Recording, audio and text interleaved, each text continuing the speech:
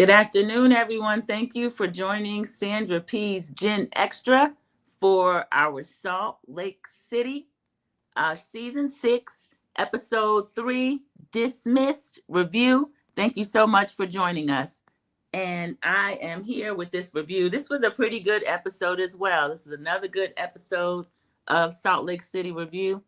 And I have my camera off. I didn't get a chance to put a background on. I think it's just going to be the ladies. At least I'll start out with that. And then if I need to talk about someone specifically, I'll do that. So let's see, one more step. I hope everyone's having a great day so far. If you were able to join me this morning for, I started out with Sandra P's political discourse. And we were talking, of course, about the government shutdown. So that started out a little grim, but ended on a happier, lighter note. So just go in and watch that if you would like to.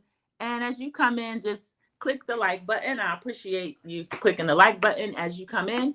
And if you're not already subscribed to the channel, I would love it if you would go ahead and subscribe to the channel. Of course, I'm working on channel growth, growing subscribers. And Real Housewives of Salt Lake City is one of the Bravo franchises that I cover, and I really enjoy covering it. Everything I cover right now, I really like covering. If something is not for me or I'm not going to enjoy it, I'm probably going to try to put a bow on it and just finish with it. But this is, of course, Season 6. It is Episode 3. If you were here this morning, welcome back. Thank you so much. If this is my first time speaking to you today, I hope you've had a great hump day, enjoying your day. And I took some notes on the episode, and I'll follow along with those notes. I'm getting a little bit more organized, put them in a folder, so things are easier to find.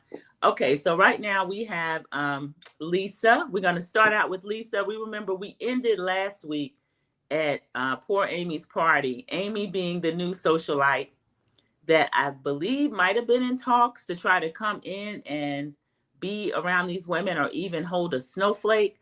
But as I noticed, Amy was getting a little bit uncomfortable with the way the housewives kind of have dialogue with each other. And I don't blame her, because I don't like being around people that are like that all the time. And so far, it looks like when she's around them, there's something going on. So Lisa's getting ready for an event at, I can't remember the name of it, but of course we know Lisa and her husband, John, have a very successful tequila brand. So this is great for Lisa to have her tequila on TV. There is a Vita Lounge, which is the name of the tequila. And that is where they get together. And she said she throws a lot of great parties during Sundance. So everybody knows that that's where they have the Sundance Film Festival. Rest in peace to the gorgeous Robert Redford, who really put Utah on the map when he would bring in people from all over the world to showcase their films. They didn't have to go to Cannes. They didn't have to go to France to get that done. It would be the Sundance Film Festival. So Lisa has a lot of events in her spot for that. She's getting ready. She has her assistants with her. She has a really cute black short set on. I think Lisa's well dressed. And she's setting the place up. This place is stylish. It's gorgeous. She has a lot of upcoming events. Of course, Lisa wouldn't be Lisa without name dropping. She talks about Usher. She's got Forrest Whitaker. I think she said Anna Kendrick, some other Hollywood actors and actresses. So she said she wants to make sure she's not being too bragging, but she's bragging. And Lisa, it is braggadocious. So Lisa's hosting lunch. She's going to address the allegations. I think it's to gain respect back by the way Bronwyn ate her up at Amy's event. So we'll see what's going to happen with that. But the next scene we get is Bronwyn is meeting with Meredith. And Bronwyn and Meredith are talking about their dads. Meredith's dad has Alzheimer's, or he did. Rest in peace to Meredith's dad. Meredith lost her dad. He had Alzheimer's. We found out that Bronwyn's dad is in a memory care center, and she's feeling guilty about it. And y'all, I can understand that. I can understand that because both my parents are ancestors, but during the last few months of my mom's life, she did have dementia. She was able to remain at home, but there is a lot of guilt that came with it because she was blessed and lucky to be able to have, round the clock care. And there were CNAs that pretty much covered the 24 hours. And then the children that lived near, which was myself, two of my sisters, would help as much as we could. But my brother, who's retired military, he's relatively young for that, but he is retired. He came, he lives in California. He's back there now, but he might have been with her a year, almost full-time caretaking, which is very difficult for a parent. Bronwyn feels guilty because, as we know, she moved her 18-year-old daughter's boyfriend in. So the boyfriend is there, Gwen is there, the mother is there, the father's in a memory care center. And Meredith is reassuring her that, hey, listen, this is hard. No one can judge what's going on with that, but he is in the best place for him because he has his good days, which is fine, but then sundowners, sometimes at night, it's a little tougher, and she needs more help, and he needs professional care. So that was a touching scene between the two of them. We get to see Angie's dad. Angie is Greek. Angie's father is 89 years old. My dad passed at 88. I love this age, especially if they still have all of their mental faculties and they can talk to you and tell you how things are or were, that sort of thing. And Angie's dad is absolutely in his right mind. She brought some fruit to his door. It was a nice brick, beautiful home, nice lawn, a modest home, but gorgeous. And she said that he is her first and last call of the day. I loved her relationship with her father. She came in and he was planning for his annual garden. He does a rose garden. They show pictures of him with Electra. He brought out a leather picture album. My sister has my parents, but we all have access to it. And these are something that we do probably need to scan in because I'm kind of paranoid about what if something happens to them. But he brings the pictures out, and they go through together, and he's talking about, different experiences from the pictures. And Angie is asking him, well, what about this? Why is everybody looking so grim? He's like, well, those were kind of grim times. We find out that he was 7 years old. Remember, he's 89. When Angie's dad was 7 years old, German soldiers came into his Greek village and attacked the villagers. And Angie's saying, you have memory of this to this day? He's saying, yes, I have memory of this to this day. He said the villagers fought, but of course it wasn't a fair fight. And the Germans pillaged, as they were prone to do at that time. So this was, I guess, I won't put a time frame on it. I'm not that well versed in world history like that, but he remembers that. And Confessional Angie in Pink is saying he was protecting them because he didn't really share a lot of those details with them at the time. And y'all, this is important. If you have people in your family that are seniors like that and they still have memory, the memories may be difficult for them, but try to get it out of them. It's really important to try to, find things like that out about the family.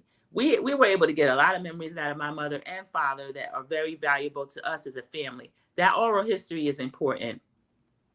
And he said, you can take the boy out of the country, but you can't take the country out of the boy.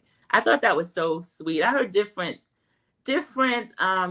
versions of that saying throughout the year, but it just hit different hearing it come from an 89-year-old man recounting his experience as a 7-year-old in his village and what happened. He said, he talked about going back to Crete in Greece. He said it makes him feel good. Angie talked about it. She said, it makes me feel good. It's my home. He said, that is your roots. So Angie tells the viewer that she just feels connected to Greek culture, and she wants to pass that to Electra, and she wants to make him proud. He said he is proud. I love that, y'all. Nothing beats a parent telling you that they're proud. So that's the richness that certain people they're afraid to embrace that.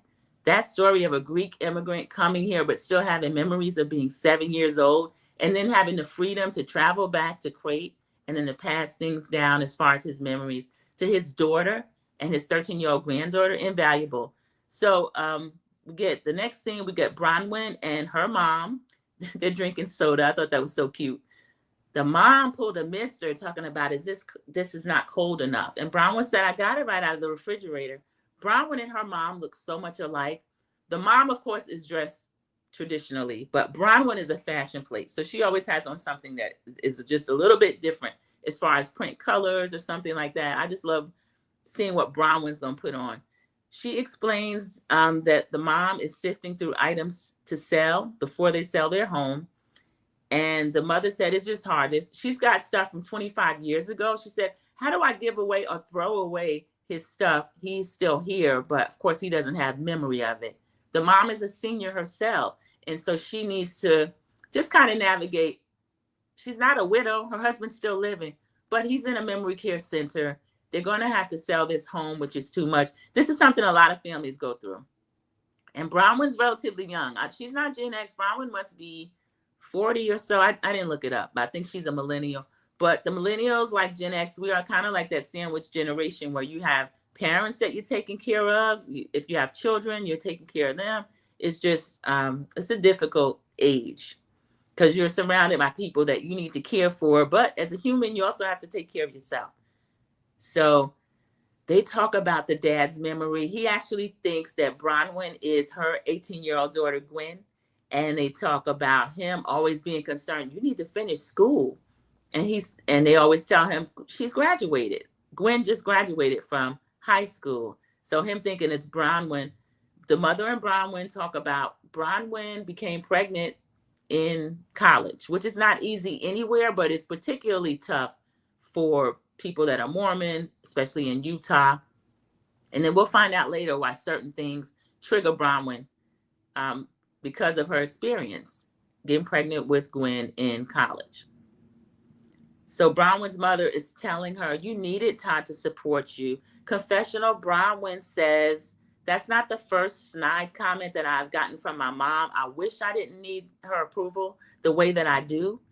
And she says, Muzzy, she called her mom Muzzy. Muzzy, that's dark. I take a lot of darts from other people. The call does not need to be coming from inside the house.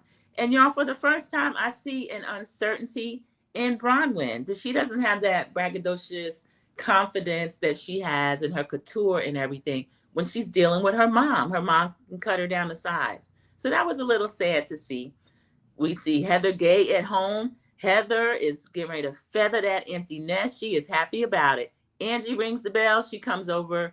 Heather is taking the girls, was their storage room. It was an extra bedroom. And she is changing it into, she's calling it a kind of a wing room and a love den. So Angie asking her, what does she mean by that? She's saying, well, she spent the last 8 years when she's writing various books. Heather has 2 books under her belt. Congratulations, Heather. The one I'm familiar with is Bad Mormon. That's the one that put her on the map. So she wants to start writing in this other room that she is kind of making acceptable for herself. So she says she's excited to enter a 3rd chapter, the next chapter of a 3rd book. And in the confessional, Heather says that she is now looking forward to all these creative projects, which used to kind of overwhelm her before as a mother and being, of course, she had an ex-husband, but we found out last week the husband was not really a hands-on father. He was a weekend fun type dad. He didn't do anything for the girls as far as the things that they need. He did a lot of the wants. So Heather's now excited that the last of the children is going to be going off to college. She can focus more on herself, on her career. Her and Angie are looking at room colors. So they're going to, you know how you get the little sample paints? They're testing it. Right now, they both tell us Heather's walls are white. Angie says her walls are white too, but they want to just bring some color into their life. Angie's talking about she is excited. She's getting ready to receive her Greek citizenship. That is exciting, especially in today's times.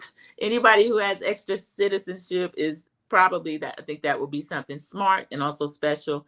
But she's talking to Heather about that. Heather's giving appropriate friend reaction like, oh, that's exciting. Angie tells us she was kind of surprised at Electra's reaction. So production shows us a scene of Electra and Angie out to brunch, and she's saying, this is what the 13-year-old is saying to her. Now, I'll excuse Electra as a teen because I know how slick-mouthed 13-year-old girl can be. She's like, I don't really care. You're making this whole Greek thing your identity. Angie tells her that it's your heritage, and it is, you know, I'm telling her that is your identity. That is something to be proud of. You know, her coming up in plain vanilla Utah, Don't tell me those Mormons don't call you all types of gypsy behind your back. You may not know about it, but it goes on, believe me. That's my opinion. I'll put up a quick banner. I don't want anyone to be offended, but for Angie to have a Greek memory of an 89-year-old grandfather, and then her mother who is able to get dual citizenship, her Greek citizenship, and Alexa to just act like, you're making this your personality. I know she's only 13, but that kind of got on my nerves, okay? It really did. We see Todd and Bronwyn having lunch. Todd orders iced tea. He got really wild, y'all. He put 2 packets of Splenda in there. Go ahead, Todd. So Todd's a wild one. Bronwyn is talking about, of course, the words that she had with Lisa. She's saying some of the things were unforgivable. Todd says, I don't know why you're even still friends with her. I have to agree with Todd. I think Lisa was exceptionally nasty to Bronwyn. It was starting even before last season's reunion with the necklace and all this kind of stuff. And then, of course, with the party. And then the digs that she throws at Todd, who doesn't bother her. Todd doesn't get into the women business. So I don't understand why but Lisa attacks Todd, but she does. So they're having lunch. They're talking about all the things going on in their lives. We go back to the Heather scene with Angie. Now, Heather wants Lisa to be her only friend, but I'm finding Heather gay kind of two-faced, y'all. She's telling Angie, we clearly, because they start talking about what happened at the socialite Amy's party and kind of wondering where it went left. I know where it went left, of course.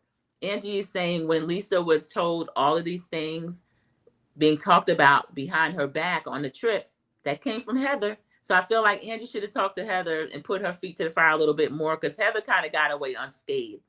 But Heather says to Angie, we clearly have a friend in financial distress or living a lie. So with friends like Heather, Lisa doesn't really need any enemies. Lisa better watch Heather, because Heather, I don't know, there's something in her where she kind of wants to be Lisa's only friend, and she's kind of desperate about it. I guess Lisa was the popular girl in high school and college, and even now, and Heather wants a piece of that, having never been the popular girl until, let's say, this show, maybe. Angie says that Lisa says she's with Ben Affleck, but then she's got all these AI pictures of her in a hotel room. Production shows us a picture that did appear to be doctored or AI or otherwise strange. So I found that kind of funny how production is always willing to kind of back up what the ladies are saying this season. So Heather is saying, again, when we went to lunch, Lisa set herself apart. Lisa did do that, and Heather took offense. She says she's always acting like she's doing bigger things than us, and we're both kind of in the same spot, meaning on this show, but she didn't say that. She said, we're both here at brunch in thigh-high boots. Now, Heather looked a little silly in those thigh-high boots, and there was a lady in the scene that kind of looked her all the way up and down and back again, so that was pretty funny. And Heather said she was a little bit hurt by it. Angie says that, yeah, there's always going to be a part of Lisa that has to compete with all of them and then set herself above, which is true. I've noticed that about Lisa. I think that's just a part of her confidence, or maybe it could be lack of confidence. I don't know, because she doesn't need to do that, but she does it. So then we have, the two of them. Lisa says that, not Lisa, I'm sorry. Heather says Lisa thought that you and she had a real friendship, and so that's why it's feeling like a betrayal. And Angie's saying, I feel the same way. I was thinking we were developing a real friendship, and it does feel like a betrayal. So Lisa and the socialite Amy meet. They're at a place where they're going to go skeet shooting. I think Lisa is plotting her revenge, which is a dish best served cold. Amy is looking uneasy, y'all. Amy, she's probably going to stay a friend of if she comes back, because she just didn't look like she's going to be able to get a snowflake if it's snarky comments and all this kind of stuff. Stay sweet, Amy, because I wouldn't like that either. I wouldn't mind being at some of those parties, but the way they pop off, you never know what's going to happen. So they're at the place where they're going to have the skeet shooting. Lisa says after that, they're going to have lunch. Cece, welcome in. Thank you so much. And Cece is one of the moderators. She spoke to myself and also bush campers. Those are people that are at work. You might have an earbud in. You might be on one of your walks. You might just not feel like dropping down in the chat. Everyone is welcome. And thank you so much for coming in. Click the like button, though. And if you're not subscribed, go ahead and subscribe. So the Wild West theme, they're at a Blue Sky Lodge. That's where they're going to have the skeet shooting. And at the skeet shooting, they are going to have, of course, Lisa and Amy are already there. Mary Crosby is coming. Heather is also invited. And then Lisa has split the ladies up. She wants her group she's comfortable with. And then after that, when she has the ladies for lunch, she's going to add Angie, Bronwyn, Whitney, and Brittany. They can come later. And she's joking. They can come later so they don't shoot me. To Lisa, they're not going to do anything. Bronwyn might shoot you with that mouth. But other than that, she's not going to do anything. So she brought the group. They're going to let off steam before she actually blow things up at lunch. Y'all, they get together to argue. I can't understand that. But one thing I do love about the Utah franchise, the scenery is beautiful. It is gorgeous. Heather asks, is this an elite group? Heather is so insecure. She's always trying to make sure she's in with the popular girls. It's not that it's elite. It's that Lisa's meeting with the group before the group. You're not elite. You're just the group before the group. So Angie, this is when the other ladies are coming up. She says she feels surprised Lisa is even hosting a lunch. She feels she said everything she already had to say, and it's just a waste of money. Buying lunch for what? Now, Angie, that's kind of negative. I didn't expect that. Bronwyn, as she's walking up, is saying, this is the dumbest thing I've ever seen. I do expect that. Bronwyn's kind of a little bit hurt because Todd caught a lot of strays. Todd had nothing to do with what was going on, but when Lisa's mouth became reckless, it hit everybody, not just Bronwyn. So we get a confessional Mary saying, I'm confused. I will stay confused, and I'm going to leave confused. So that is my girl, Mary Cosby, just saying what it is. Heather says, this is like a science fair, even though no one did their project, and I hate science fair. What Heather is referring to, the ladies have come in from skeet shooting. The other ladies are walking into the lunch where the area where they're set up for lunch.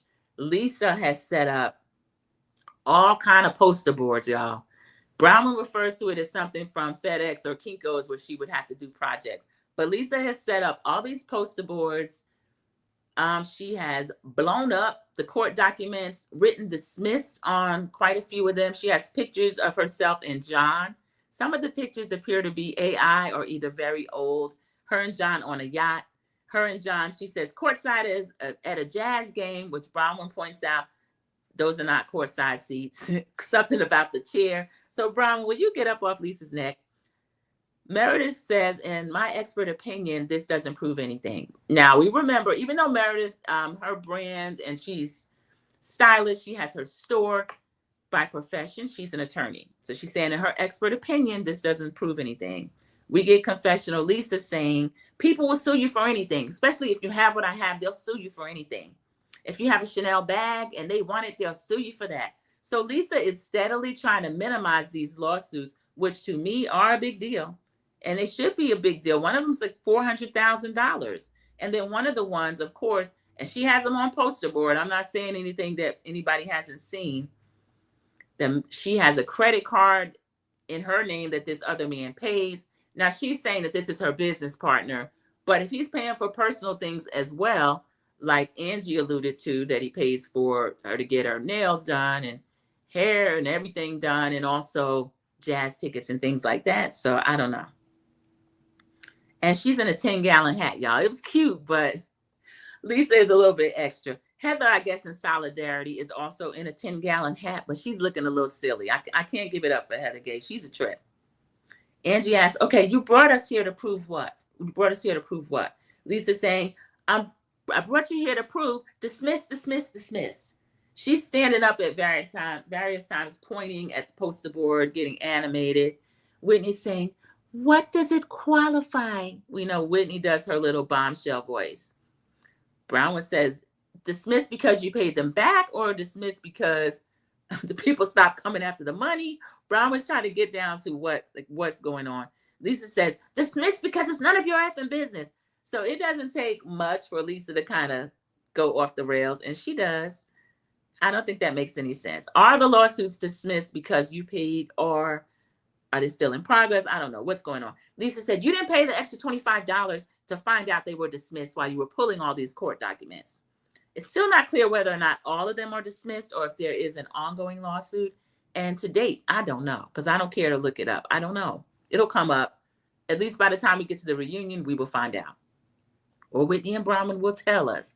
Angie asked, well, is there a man paying credit card bills in your name? Lisa saying, well, again, that was my business partner. Lisa and her lawyer denying that it's dismissed is not actually dismissed. That's what Whitney points out. Bronwyn points out that her answer in the court document is not the same thing as the initial lawsuit not being valid. And then she says, well, this is a fanciful tale. The ladies are also looking at the menu. There's a drink on there called a fanciful tale. So Lisa, I don't know, Lisa gets kind of fixated on something and she keeps saying it, because later on she starts saying, get to the meat and potatoes, when she wants Angie to make her point. Lisa saying, well, you act like it feels good to talk about me behind my back. Angie points out, we talked about you behind your back because you're always digging up stuff on people. Bronwyn in a confessional says Lisa always digs up stuff, and then she goes low. And then she tells us at the table, she said, I had to apologize to Amy for having a fight in her house. So I didn't know that. Thank you, Cece. Cece saying, please hit the like button and subscribe. 5 watching, 2 likes. Thank you so much. I appreciate that. So don't forget to do that, either coming or going. So she had to apologize to Amy, which that's good manners, Bronwyn, because Amy was uncomfortable in her own home. Remember, this party was held in Amy's home. And every time she would try to come up upon the ladies and talk, they were screaming out something either vulgar or embarrassing. And she really was made to feel uncomfortable. And I thought her husband was sending her over there, like, quiet that group down. And she couldn't do it. And her other guests were made uncomfortable as well. So we find out Bronwyn apologized. Lisa's doing the Me Too movement. Me too, me too. I apologize to her too. I would have liked to have seen Lisa apologize, because I think Lisa, to me, was the most egregious. So Bronwyn, she said, my jokes about having to distract Todd from that Amex box bill is different than Lisa calling her a whore. So she's saying Lisa called her a garden tool. Lisa saying, I didn't call you a garden tool. I think you did, Lisa, and you've repeatedly done that. So Bronwyn said that is some female on female BS. Lisa yells that Todd is a misogynistic a-hole. What does Lisa have against Todd? Todd doesn't bother anyone. She doesn't bother anyone, so I don't understand it. Lisa says, you were just upset because you got caught lying about a $4 million piece of jewelry that you couldn't afford to buy. Now, this is where a lot of that started. You remember at the last reunion of last season, Bronwyn was kind of being a little cute about whether or not, Angie's like, Andy said, I thought you'd wear the necklace. It was a $4 million necklace. Part of the storyline she was gonna wear. We find out not Angie, but Lisa says, I called the jeweler and she says, you never finalized the purchase. You never bought it and you couldn't afford it. You can't buy it. So Bronwyn was embarrassed about that and apologized and admits that no, she didn't. Heather says that's got nothing to do with it. There was a trip where facts were dropped. Now, the way these ladies are using facts means that it's true. Brittany did this last week when she was telling Lisa what was said. Facts were dropped. So is it true or is it not true? Lisa keeps jumping up, waving, dismiss, dismiss, dismiss at the different posters. Is there merit? No. Do I love my business? Yes. Will I be sued? Yes. Lisa is a trip, y'all. I had to kind of laugh when she was doing that. Do I factor my business? Yes. She's kind of glitching, y'all, because factoring, I think that's a way of filing taxes. I'm not sure. It's something to do with a method of with her business taxes or something. I don't know what factoring has to do with what Lisa is talking about in these poster boards and whether or not the cases are dismissed, but it was pretty funny. We get Whitney in a confessional saying, Lisa is unhinged, clearly. And this is a Lisa, she's calling it a ladies' clarification luncheon. Angie says, it says a ladies' luncheon is on the invitation, but I feel like I'm studying to take a quiz. So Lisa is saying that Angie needs to get to the meat and potatoes, get to the meat and potatoes. Angie's still asking these questions. So Mary was saying the conversation was actually between all of us, not just Angie bringing up something or Bronwyn. All of us were having a conversation. But for some reason, Lisa is only fixated on Bronwyn. She's upset with Angie about the Jen Shaw comment, and she's upset with Whitney. So she's kind of not said anything to Heather, who I feel like as a friend brought a bone back. And then also Mary had some things to say as well. And Meredith, they feel like didn't really defend her. She did start out defending her. She just didn't go hard. Angie says, you're very frustrating. I've watched you talk about people business for years. Lisa saying, thanks for the story. Thanks for the story. No, Lisa has talked about businesses for years. And Angie says, you're frustrating. No one makes me want to get out of my chair more than you. I was shocked to hear Angie say that because I don't know what she would be getting up for. So Lisa interrupts. She's doing the Me Too movement again. You're frustrating. So she argues kind of like Teresa Giudice. Every time someone says something about them, she, you too, you too. So that's the way Lisa is arguing when she runs out of things to say. So Heather is saying, I'm hungry. Confessional Heather says, if you're going to get invited to lunch, there should be food. She said, please don't invite me to lunch and then put on this legal science project when all I want to do is eat. Lisa says, I'm not the one trying to be Jen Shaw. Remember, Angie made the Jen Shaw comment, even though she apologized and kind of took it back right after when she saw how the ladies were kind of, surprised.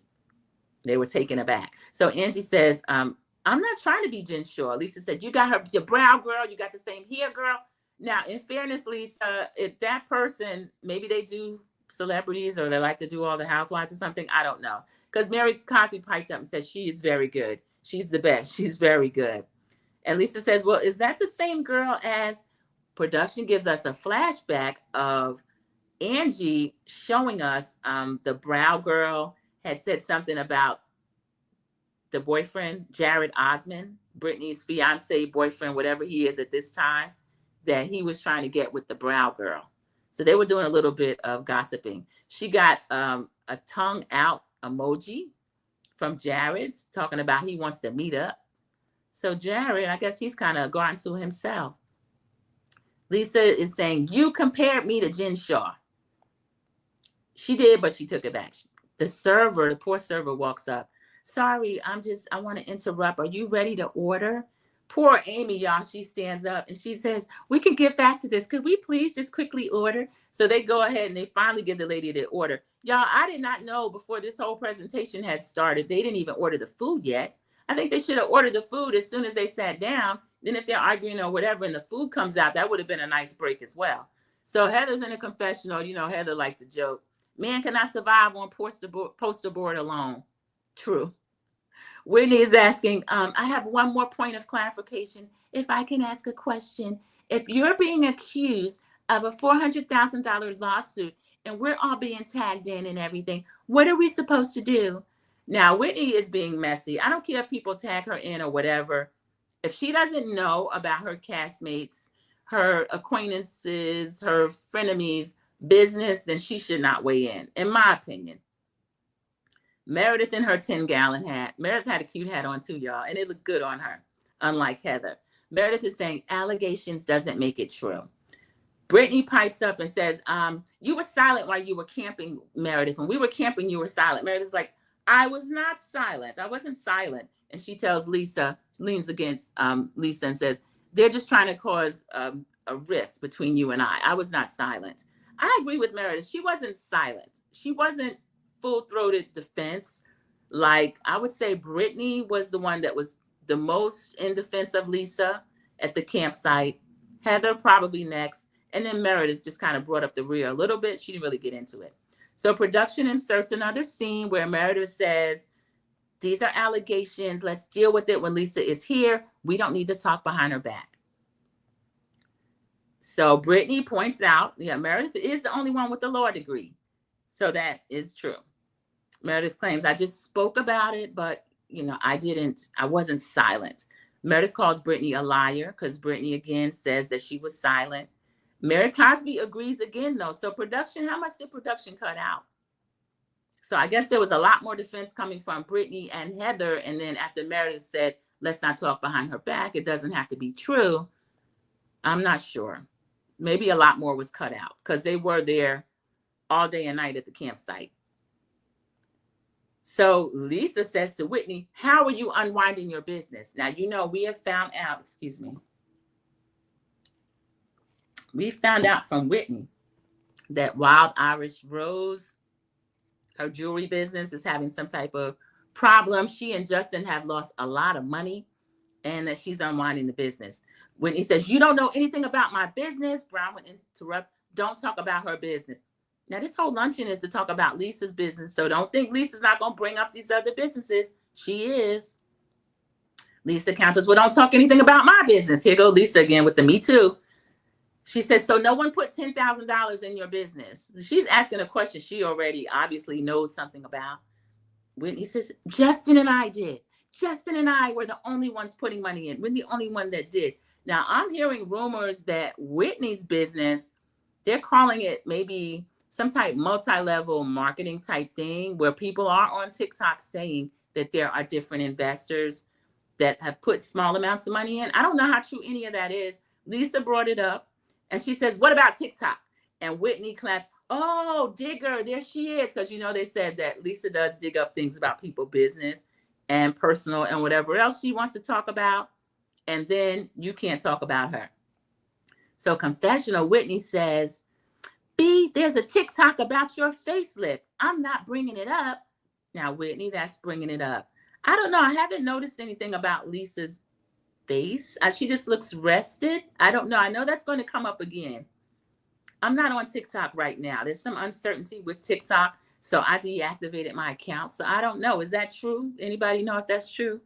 So Whitney says, talking about me is not going to vindicate you in a court of law. True.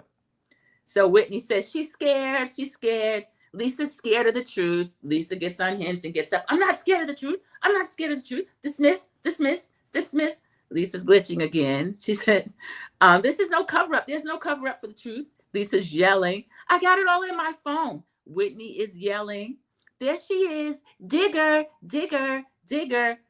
Amy's looking horrified. Y'all, poor Amy. Can y'all act right in front of Amy? She's never going to take this snowflake if y'all don't stop it. Lisa goes crazy. Digger, digger. She says, Whitney, be careful, be careful. Whitney's still saying digger. And Whitney, be careful with that, okay? So Lisa, remember she called Bronwyn a pig and all this last week? She's at this stage of the argument. She says, you're disgusting, redneck. And I had the captions up and it put red hair.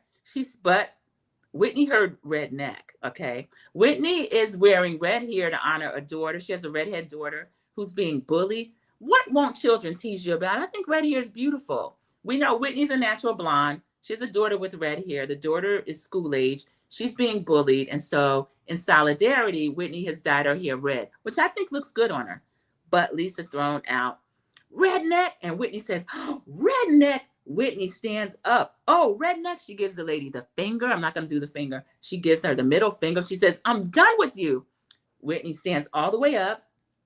I'm fighting for Wild Rose Beauty. And as a woman in business, you should care. Lisa is yelling. I have it all in my phone. Now, y'all remember, Whitney is standing. She rounds the table over to Lisa. I didn't like this, Whitney. Whitney's standing over Lisa. Lisa's unhinged and she's yelling and she's pointing and she's waving her phone. But Whitney has rounded the table. Amy's on that side of the table, y'all, so she's alarmed. If her husband was there, he probably would have pulled her out of there. They don't do all of that. So they are still arguing, but Whitney is over Lisa. And Lisa correctly moves Whitney out of her space. Bye, bye, bye. And Mary says, sit down. Here's Mary Cosby. She's at the other end of the table, but Mary has authority. So Whitney says, she triggers the ish out of me. She said that to Mary. And she got so upset and undone. She was just like, she was propelled. She walked out of the room. And they were like, Whitney, sit down, come back. Production follows Whitney. Whitney storms out of the room. So Lisa has this smug look on her face with her little 10-gallon hat. Y'all, this is round 2. I got to give it to Lisa. Because Lisa threw the lunch. She threw the clarification lunch. Admittedly, the poster boards and all that didn't make much sense. But Whitney became undone, and then she ran out of the room. So I'd have to give this. Last week, which is round 1, went to Bronwyn, of course. Whitney with the assist. But this week, I'm going to have to give it to Lisa. I'm going to have to give it to Lisa. Now, Lisa didn't knock her out, but she won this round. So Lisa's clarification point, brunch, I would give 1 point because Whitney left the ring. And Lisa was being double teamed because Bronwyn was putting in. Angie had a bunch of questions. No, triple team because Whitney jumped up and was standing over her. So I have to give her, yeah, you have to knock out the champ at her own lunch. And they didn't do it. Everybody's mouth is literally hanging open because remember, Whitney has run out, screaming and upset. Everybody's trying to tell her to come back, but she's not. She's gone. Production has followed her down the hall. They broke the fourth wall, y'all. When they were getting the ladies' reaction, everybody's mouth is literally hanging open. Heather's more than usual. Like, y'all remember when Mary Cosby told Heather she looked inbred? I know what Mary meant a little bit. There's something kind of strange about Heather, but everybody's kind of shocked and they're looking. So that was the end of it. When they panned the table, we could see all the cameras and everything. And poor Amy. Amy's alarmed again. So that was it. That was episode 3. It's called Dismissed. This is season 6 of The Real Housewives of Salt Lake City. Y'all, this is a really good episode. There was a lot of different things that went on, but I will tell you that I'll give it a 9 in my book because we got to see the scenes of the parents, which touched my heart. I loved Angie's dad at 89. Just made me miss my dad. I loved him, the way he was talking to her, the picture book, the way he was waiting for her to come and bring his fruit. Oh, I forgot when she came in and she set the fruit down and they were putting it on the plates. She says, "What are you doing?" He said, "I'm making some Greek coffee." And she said, "You make the best Greek coffee." And production showed his kitchen and everything. I don't know if he has help or what. His space was immaculate. The house was beautiful. The kitchen was gorgeous. I love that scene. We get to see Bronwyn and why she's so put together. She kind of is she reverts maybe to 19 years old around her mother, a little bit insecure. So those are true scenes with the parents. So I love seeing that. Heather empty nesting. I'm happy for Heather. And then the third book deal. And then Lisa getting to get a little bit of her revenge. I thought all that poster board was a little much and a little extra, but Lisa is extra. So I'm going to give this episode a 9. It was fun. It was funny. It was light. We didn't get any horrific insults this week, but Todd stood on his square and said, "I don't even know why you're around her." Todd, they work together. I know we can't say this is a show that's her castmate, but Bronwyn's got to be around her or she's going to have to get going. I don't see Lisa going anywhere. I don't see any of the ladies going anywhere. This is almost a perfect ensemble. Whitney is willing to share so much, so I don't see her going anywhere. Everybody just fits. Mary Cosby. Oh, Cece, I enjoy your recaps because I don't have the time to watch when the episodes air. Oh, okay, I appreciate that. Sometimes I wonder whether or not I should just be giving opinion, but if the recaps help, then I do appreciate it. I'll do that. And everyone that was in here for this review, please go ahead and leave a like. And then Team Replay. Thank you so much, Team Replay. Like the video. If you're not subscribed, go ahead and subscribe. So y'all, we have Sunday night Real Housewives of Potomac is coming back. Of course, I'm going to be reviewing, recapping, and giving opinion on that. We got the Grand Dame coming out of jail, and they're making or prison. I'm not sure. She did 6 months, so I don't think she did that at the county jail. I don't know. But that's coming on Sunday night. I'm going to do a recap. I'll decide if the 9:30 a.m. review is better for Monday or the afternoon, 2:30 p.m. But the reviews for that will be Monday. So everybody enjoy the rest of your day. Enjoy the rest of your hump day. Thank you so much for joining Sandra P's Gen Extra. And I will see you in these YouTube streets. Everyone have a great day. Thank you so much. Bye.